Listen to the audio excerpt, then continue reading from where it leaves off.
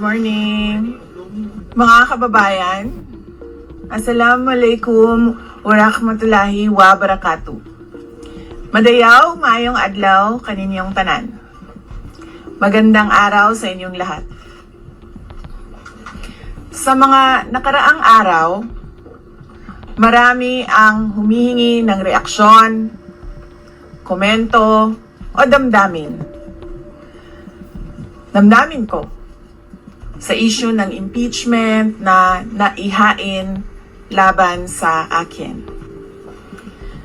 Sa kabila ng aking mga naging pahayag ukol sa planong impeachment sa mga nakaraan na buwan, ang tanging masasabi ko na lamang sa puntong ito ay God save the Philippines. Bukod dito, nais ko na lang ipaabot ang aking taus-pusong pasasalamat sa mga kababayan na patuloy na nagdarasal, sumusuporta, nagtitiwala, at patuloy na nagmamahal sa akin.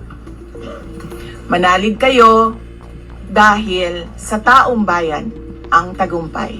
Syukran. I know, right? Braille. 3 questions, no follow-up. Okay. Oh. Ay, ayaw mo na. I'm okay. Sabi kasi, ito lang daw basahin ko.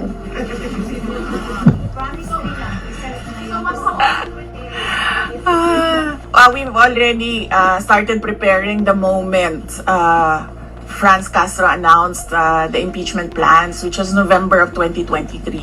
So November of 2023, there were already lawyers doing their work for the impeachment. So we leave it to the lawyers. Last question.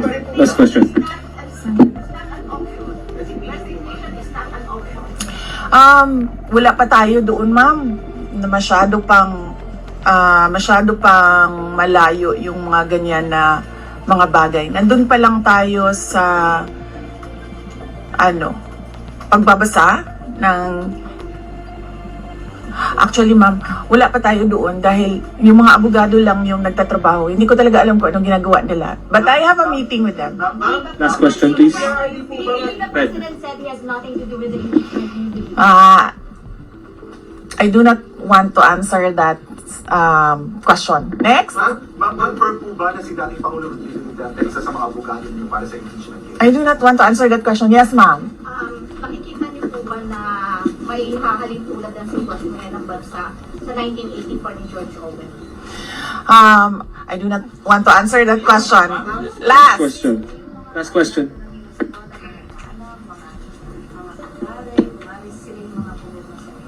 Paniwala ko lang, no, if you have to explain or defend your signature in a yes petition for impeachment, then you feel that you have done something wrong.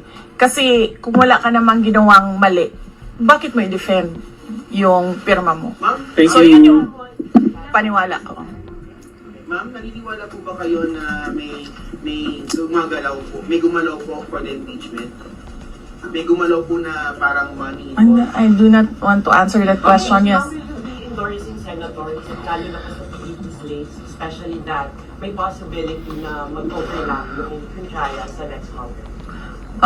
Hindi pa namin napapag-usapan kung ano yung gagawin ko for the upcoming campaign and election.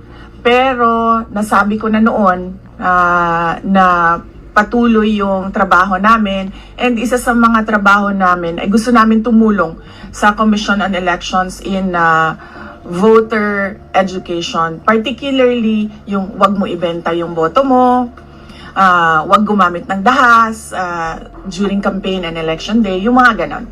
Ma'am, payo nyo lang po sa ating mga kababayan sa nangyayari po ngayon sa ating bansa. Yes, sabi ko nga kanina sa statement ko sa ating mga kababayan na patuloy na sumusuporta, nagmamahal, nagdarasal, napakahalaga nun. ay manalig lang sila dahil sa taong bayan ang tagumpay.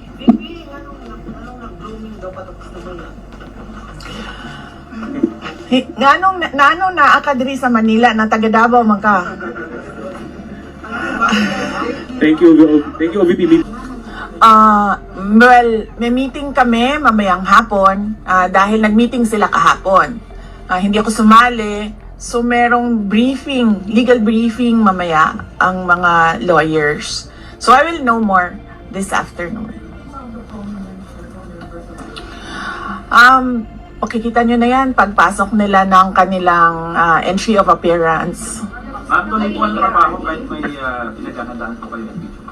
Yes sir, opo. Kakatapos lang po ng planning conference ng Office of the Vice President. So we did it last Tuesday, Wednesday, and Thursday para po sa 2025 and 2026. For 2021, may mga maapektuhan pa na programs ng OVP?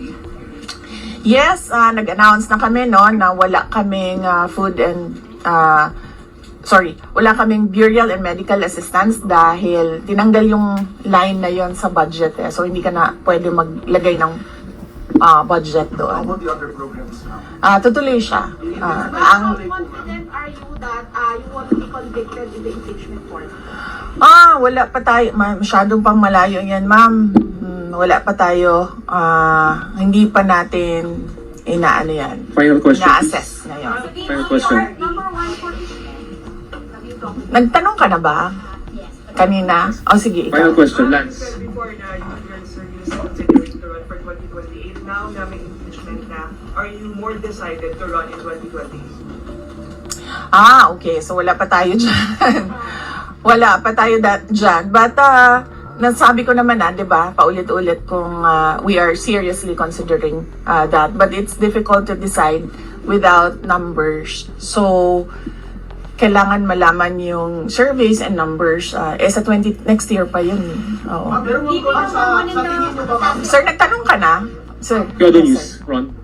What are you concerned na yung possible consequence that you can be disqualified from public office kung magkaroon ng conviction?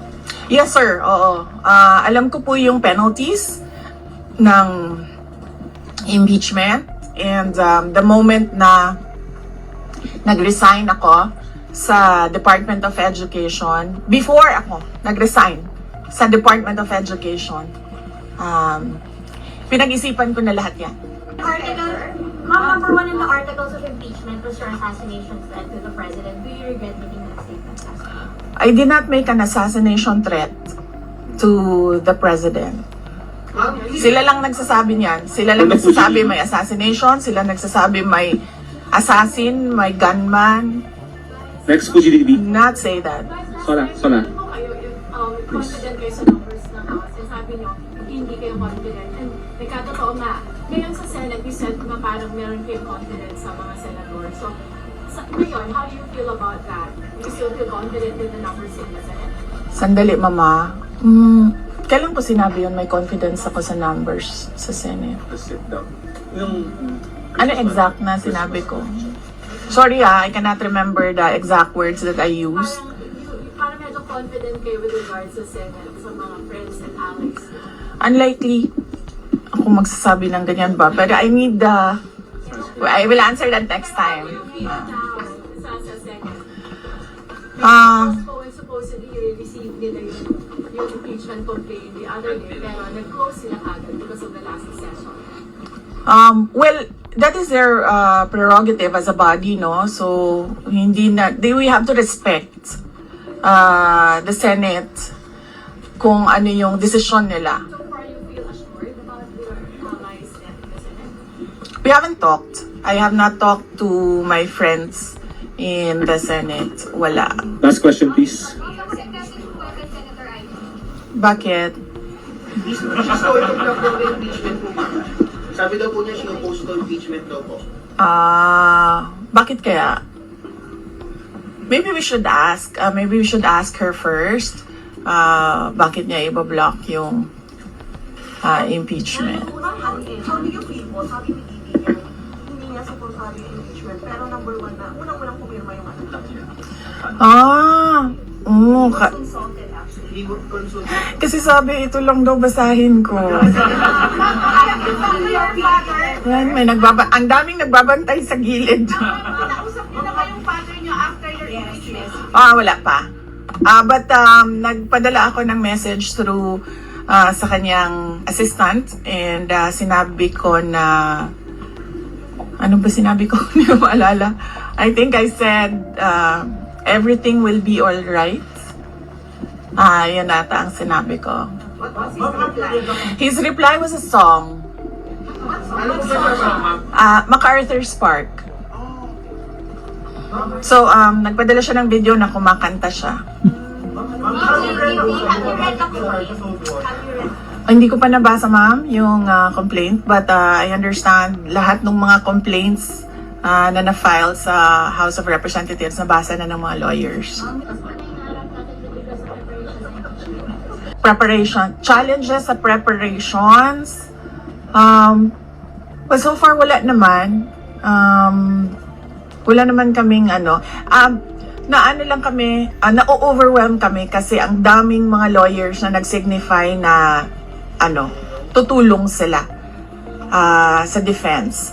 So, ngayon ay pinag-uusapan on how to go about it na makuha lahat ng kanilang commitment of support at makatulong din sila sa pag-iisip kung ano yung gagawin sa defense. Sabihan ko na lang sila na mag-announce na sila kung gusto na nila mag-announce. Pero yung father niyo kasama pa rin?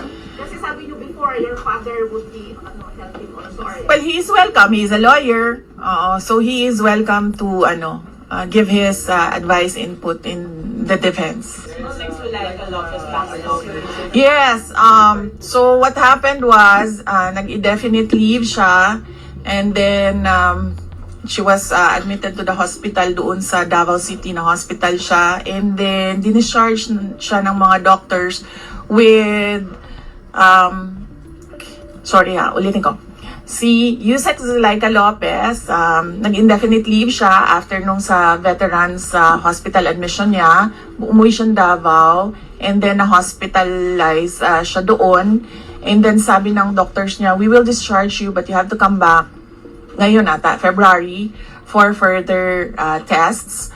And then bumalik siya for 1 day dito. Noong January, bumalik siya for 1 day dito sa Office of the Vice President, and she said na mag-leave siya for 2 months. And then I said yes, take the time that you need for your health. And then after a week, bumalik siya. Noong January, after a week, bumalik siya dito, and then she said hindi ako mag-leave. So sabi ko, okay, welcome back. Ma'am, pakipag-usap kayo sa INC? Meron ba pakikipag-usap kayo sa INC? Dahil sila po yung nag-rally against para wag tuloy yung impeachment. Hindi pa po kami nagkausap ng INC, sir. Pero nagpapasalamat po ako sa INC at sa buong sambayanan sa kanilang pananawagan ng kapayapaan. Ma'am, kamusta po ang staff ng OVP? Nagtanong ka na, sir? Wala pa, sir.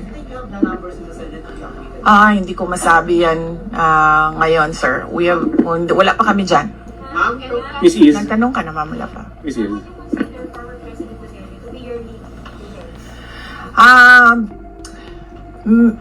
He will, maybe if he wants to, he can be part of the defense team. But because of his age and because of rigorous preparations in an impeachment case, baka sabihin ko sa kanya na wag na lang siyang mag-lead dahil medyo may edad na si former President Rodrigo Duterte. He's already 80 years old this year. Kamusta po ang staff ng OVP after they heard about the impeachment po, ma'am? Ano po naramdaman po nila na when you were impeached by the House?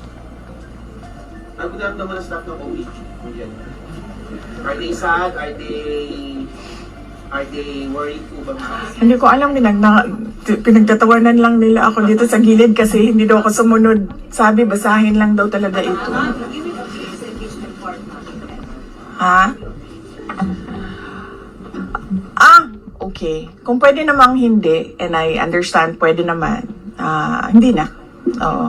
Kasi baka ma-intimidate lang sila lahat sa presence ko doon. May mga plano po ba kayo para itulak ang pag-audit, lalo na po sa mga kongresista natin na ginagamit ang pera o pondo ng gobyerno para sa black propaganda against you? Hindi ko na muna sagutin yung tanong na yan ngayon, ma'am. Doon muna tayo sa God Save the Philippines. Mika, ma'am, Reuters. dissuade or encourage your supporters in case they go to the street to rally? Sa panahon ngayon, ma'am, na sobrang mahal ng presyo ng mga bilihin, lalong-lalo na ng pagkain, sasabihin ko sa mga supporters sa taong bayan na unahin muna nila ang trabaho and negosyo nila kesa sa mag-rally sila sa mga daan. Dahil marami o lahat tayo breadwinners. So, merong mga bata or merong mga kapamilya na nagdedepende sa atin. At tayo naman ang social media capital ng buong mundo. Kung gusto talaga nilang magsalita at tumulong, doon na lang sila sa social media kung saan nakakatrabaho pa rin sila. Pero nagagawa nila kung ano yung nararamdaman nila na gusto nilang gawin. At yun ay magsalita at marinig sila ng taong bayan at ng mundo. Are you not confident that you have enough allies? Hindi ko pa naisip yan, sir. I've not counted numbers of votes in the Senate. So we are not there yet. We are still, the legal team is still in the preparation of the defense and what we will do moving forward. Huh? Do you think you think maraming mga congressmen from Asia? 70%.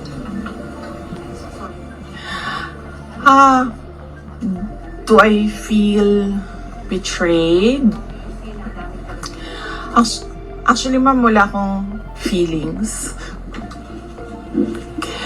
Wala akong feelings about it. Kasi, kung napapansin nyo, wala naman kasi talaga akong barkada na politiko. I don't join their circles. But we are friends. Yes. But kung ninong at ninang lang ng mga anak, walang ninong at ninang na politiko ang mga anak ko. Oo. Maliban kay Stonefish, dahil nandoon si former President Erap Estrada. So, I don't move in the circle of politicians. Kaibigan, yes. But to say that meron akong close relationship, personal relationship with them, wala naman. Kaya siguro, ganyan din siguro kadali sa kanila ang magdesisyon about the impeachment. Kasi wala naman talagang something that is worthwhile. Impeachment. Nagkaroon po ba kayo ng prior information na may impeach kayo sa House on their last session din? Or may nag-PM ba sa inyo? Naka-receive po ba kayo? Nag-tip sa inyo? Yes. Oo, si JC. Si JC. Hindi siya natulog. Sabi ko sa kanya, matulog ka na, JC, kasi ang mangyayari ay mangyayari kay sera-sera. Diba? Any updates sa security details natin, ma'am? Tuloy po ba yung pag-try po natin ng plans? Okay, hindi ko na sasagutin yan, ha? Dun lang tayo sa God Save the Philippines. Ma'am, Okay. last na lang po ma'am on my end. Ma'am, you said God save the Philippines. Gaano na po kalala ang problema ng Pilipinas ever since na nagkaroon ng issue sa impeachment rate? Parang, ano po yung nakikita yung problem sa Philippines ngayon? Bakit nila inuna itong impeachment rate? Gaano kalala ang Pilipinas na pag-iwanan na tayo ng panahon at ng ating mga kapitbahay dito sa region at napag-iwanan na tayo ng mundo. Malala siya since na nagkaroon ako ng understanding. Kasi 1990s, tapos 1990s magulo, well sa amin, magulo sa Mindanao. And then ngayon nagbabadya ang gulo sa Mindanao. So parang wala namang nagbago. So malala, sobrang malala dahil kung nakakausap mo yung mga tao na arawan yung kanilang sweldo, yung pera nila hindi na talaga sapat para sa pagkain, para sa kuryente, para sa bahay, para sa tubig, para sa pag-aaral ng kanilang mga anak. At kung basihan natin yung pag-alis ng mga Pilipino sa sarili nilang bansa ay sobrang malala dahil sobrang dami ng ating mga kababayan ang pumupunta, nakikipagsapalaran sa ibang bansa dahil wala silang makita na pag-asa, wala silang makita na oportunidad dito sa ating bayan. Kaya parang nakakaawa na tayo dito sa loob at nakakahiya yung estado natin kapag iniligay mo siya in a global stage na kung saan pinapanood tayo ng ibang mga lahi at ibang mga bansa. And because of that, tapos na tayo. Diba? Maraming Thank you. salamat Thank you, sa oras Vivian. ninyo. Salamat. Magandang umaga. Oh yeah! Yes, Happy Valley. Oh, basing on the palakpak ng mga kasamahan ko sa Office of the Vice President, okay naman sila.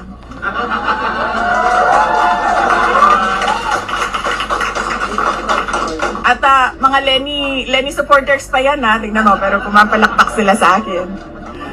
No, Valentine's? Yes, Valentine's. Alam nyo, mas masakit pa ang maiwanan ng boyfriend o girlfriend kesa ma-impeach ka ng House of Representatives.